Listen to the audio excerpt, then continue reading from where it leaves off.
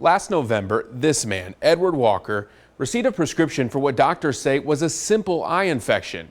Now, almost 11 months later, his eyes have worsened. Not because of a misdiagnosis, but because of a prescription he should have never received.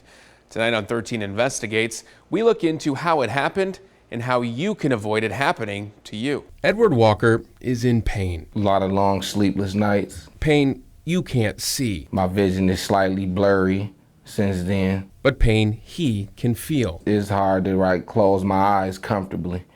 Even just sitting here now, they off and on burn. It all started in early November of last year. Went seeing my doctor, and I just had a little slight concern if I was maybe allergic to something at my job that I no longer work at. I haven't worked there for about a year now. So he was prescribed tobramycin dexamethasone, eye drops aimed at treating his infection. But that's not the prescription he received. When they gave me the prescription, they gave me eye information and eye instructions along with the prescription. After about 5 days of putting those drops in his eyes, I would feel the burn, but I was just thinking maybe just because of it being an antibiotic and it's working. He realized it was not the right medication. Once I looked to see what was all in it, on the back of the box it said for ears only. Instead, that box had this medication in it, commonly used to treat ear infections. And so then I was concerned about that, and I rushed to the emergency room. And then an emergency ophthalmologist. And when I went and seen them,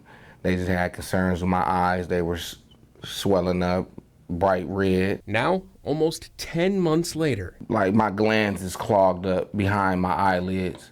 So by my glands being clogged up behind my eyelids, it's forming basically like a pimple that you would get on your arm. It's forming pimples off and on behind my eyelids. He's still on medication for what he calls a mistake by the Walgreens pharmacy on the corner of Sandy Hollow and 11th Street in Rockford. Walgreens says it has apologized for the error, but said no worker was punished for the mistake and gave no other help to Walker. In a statement to 13 Investigates, Walgreens said in part, quote, "Cases like this are rare and we take any prescription error very seriously. In the event there is an error with the prescription, our first concern is for the patient's well-being. We're sorry this occurred and have apologized to the patient," end quote. After hearing of this incident, 13 Investigates reached out to a local pharmacist to see how common incorrect prescriptions are given to patients. The medication errors, they don't happen very often, but because it's a human process, and there is, so medications, they do happen though. Kyle Schick, Regional Pharmacy Director at OSF St. Anthony, says improvements in technology have made mistakes like what happened to Edward Walker few and far between. But he still advises every patient to take every precaution possible, even after you get home. If medications look different when you get them home, there definitely could be a different type of medication error. So definitely ask the pharmacist if anything looks different or appears different, a different color. That always helps. For Walker, he just wants the pain to go away. Just waiting to go in and have my surgery and get all this done and over with and behind me and move further with my life.